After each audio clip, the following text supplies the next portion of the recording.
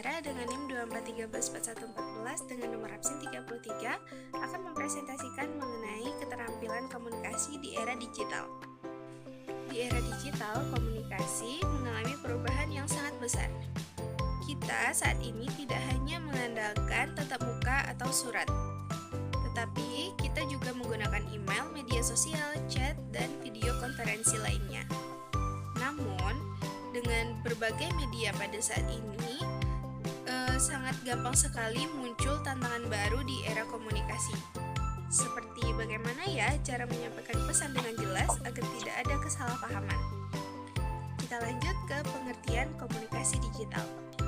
Keterampilan komunikasi digital adalah kemampuan untuk menyampaikan pesan secara efektif melalui platform. Ada 3, yaitu komunikasi tertulis, verbal, dan visual. Komunikasi tertulis seperti email dan pesan instan. Komunikasi verbal seperti video call dan webinar. Komunikasi visual seperti presentasi dan infografis. Lalu, apa sih tujuan dan manfaat komunikasi digital? Nah, tujuan utama komunikasi digital mencakup beberapa aspek. Yang pertama adalah meningkatkan efektivitas komunikasi. Yang kedua, mempermudah kolaborasi jarak jauh. Yang ketiga, menghindari kesalahpahaman akibat keterbatasan komunikasi nonverbal atau komunikasi dengan gerakan tubuh. Nah, yang keempat, meningkatkan profesionalisme dan menyesuaikan diri dengan teknologi.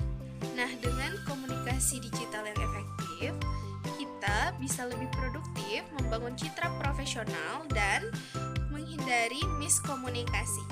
Nah, ada beberapa jenis keterampilan komunikasi digital. Yang pertama adalah komunikasi tertulis. Di komunikasi ini kita harus menggunakan tata bahasa yang jelas dan langsung. Terus kita harus hindari kesalahan ejaan dan tata bahasa. Yang kedua ada komunikasi verbal online. Nah, di sini kita harus berbicara yang jelas dan tidak terlalu cepat. Kita harus menggunakan intonasi yang pas dan kita harus dengarkan dengan aktif. Yang ketiga ada komunikasi nonverbal. Nah, di sini kita harus memperhatikan ekspresi wajah dan kontak mata kita dalam berkomunikasi. Nah, kalau di chat, penggunaan emoji atau stiker bisa membantu kita dalam mengekspresikan emosi.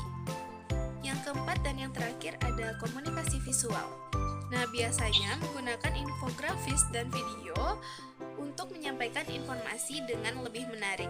Nah, biasanya para komunikator menyampaikan desain presentasi itu yang mendukung dengan topik apa yang ingin disampaikan. Seperti yang saya sampaikan di awal, di era komunikasi digital ini banyak sekali tantangannya. Nah, ini adalah tantangan-tantangan yang kita hadapi dalam komunikasi digital pada saat ini. Yang pertama, ada kesalahpahaman dalam komunikasi tertulis karena tidak adanya ekspresi wajah atau nada suara.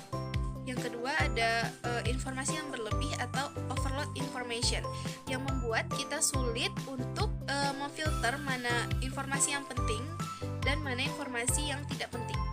Nah, yang ketiga ada keamanan dan privasi. Nah, banyak sekali pada zaman ini sering menyalahgunakan data seseorang. Nah, karena ini data kita bisa disalahgunakan oleh orang lain yang tidak bertanggung jawab. Nah, yang terakhir ada etika digital, seperti menjaga sopan santun dalam interaksi online. Nah, di balik tantangan tersebut, pastinya ada strategi yang mendukung untuk komunikasi digital pada saat ini. Nah, ada beberapa, yaitu yang pertama, gunakan bahasa yang jelas dan singkat. Yang kedua, periksa tata bahasa dan ejaan sebelum mengirim pesan. Yang ketiga, pilih platform komunikasi yang sesuai sebelum menyampaikan informasi. Yang ketiga, latih keterampilan berbicara untuk komunikasi digital. Nah, yang kelima, gunakan alat bantu digital seperti subtitle otomatis atau aplikasi presentasi. Nah, yang keenam perlu banget itu jaga keamanan digital dengan menggunakan sandi yang kuat. Nah, yang terakhir banget adalah pahami etika komunikasi digital dan selalu menyaring informasi apa yang akan kita sampaikan kembali. Nah, kesimpulannya, di era digital ini, komunikasi adalah kunci keberhasilan. Dengan memahami berbagai jenis komunikasi, mengatasi tantangan, dan menerapkan strategi yang tepat, kita bisa menjadi komunikator yang lebih efektif dan profesional. Baik, hanya segitu yang dapat saya sampaikan. Assalamualaikum warahmatullahi wabarakatuh.